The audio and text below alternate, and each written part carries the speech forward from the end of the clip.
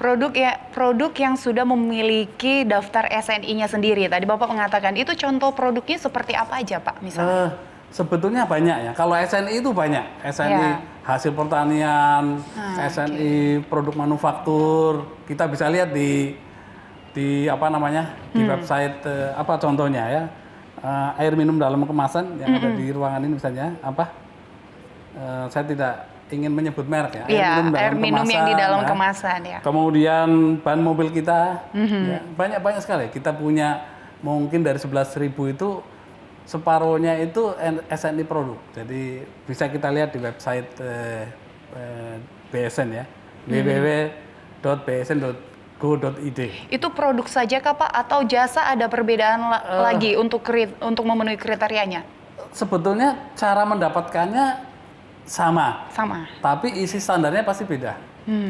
Standar untuk barang kan misalnya helm gitu ya. Helm tidak boleh pecah kalau terbentur kekuatan sekian. Ya. Kalau jatuh dari ketinggian segini tidak boleh pecah dan sebagainya. Kalau standar jasa misalnya yang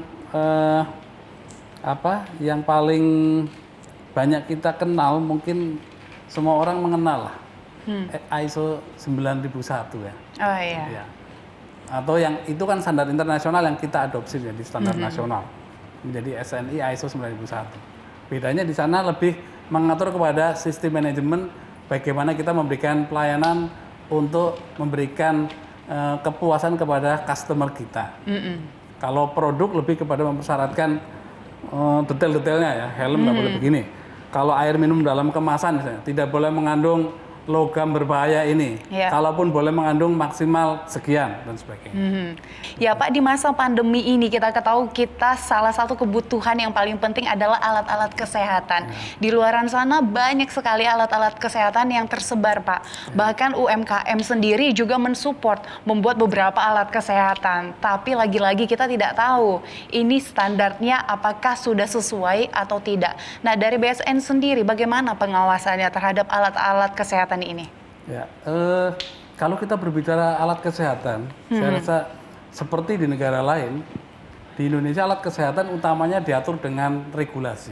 Ketika kita berbicara regulasi itu diatur dalam peraturan kementerian yang punya kewenangan, di dalam peraturan Menteri Kesehatan. Jadi suatu masker saja, masker atau yang agak canggih, ventilator gitu.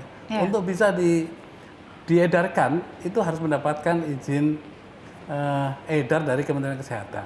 Tetapi untuk mendapatkan izin edar tadi adalah kuncinya harus memenuhi persyaratan. Persyaratan itu isinya standar. Oleh karena itu dalam konteks alat kesehatan maka BSN tugasnya membuat persyaratannya, Mbak Gismi. Membuat persyaratannya. Kemudian itu harapannya diadopsi ya, diadopsi oleh regulatornya, oleh Kementerian Kesehatan lah, menjadi peraturan mereka. Dan ini yang sekarang dilakukan. Kalau berbicara UMKM, saya sendiri melihat beberapa UMKM yang menginisiasi atau memproduksi alat kesehatan, ada yang mereka membuat tempat tidur pasien. Itu kan bagian dari untuk perawatan ya, fasilitas kesehatan ya, tempat tidur pasien yang juga harus memenuhi standar. Tadi saya contohkan masker, saya juga melihat sendiri salah satu UMKM yang membuat masker. Saya lihat UMKM itu atau usaha mikro itu tidak semata-mata berbisnis, saya lihat. Dia itu mengumpulkan para perajin yang pintar menjahit gitu ya. Di lingkungan dia, kemudian dia himpun, produknya dihimpun oleh seseorang, kemudian barang itu bisa laku baik secara ekonomis. Saya rasa di bidang alkes juga kita memberikan kontribusi. Ya, nah kita tahu tadi Bapak mengatakan bahwa banyak UMKM memang yang membantu alat-alat kesehatan. Ada juga yang membantu untuk pembuatan APD karena itu juga dibutuhkan untuk para dokter, tenaga-tenaga medis ya Pak. Dan masker, ini yang paling penting karena harus kita gunakan juga setiap hari, masker ini dibutuhkan masyarakat.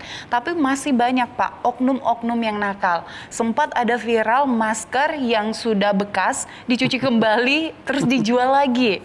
Nah, ada juga yang jual masker kain tapi tidak sesuai standar. Justru orang memakainya bukan terhindar dari virus, malah sesak nafas. Nah, ini bagaimana Pak? BSN melihatnya, sudah koordinasikah dengan instansi-instansi lain untuk memberantas oknum-oknum nakal ini? Ya, jadi ketika ada pandemi, kemudian kita WHO merekomendasikan kita memakai masker, gitu ya. Kemudian awal-awal kan kita kekurangan masker ya.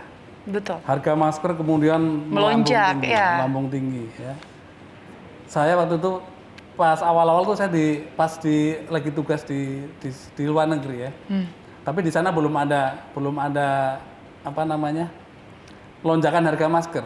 Jadi saya punya kesempatan untuk beli masker beberapa box, saya bawa pulang gitu. Tapi kembali ke masalah masker. Ketika kemudian masyarakat baik secara individu maupun UMKM kemudian punya inisiatif membuat masker, menjahit masker, kemudian banyak jenis masker ya.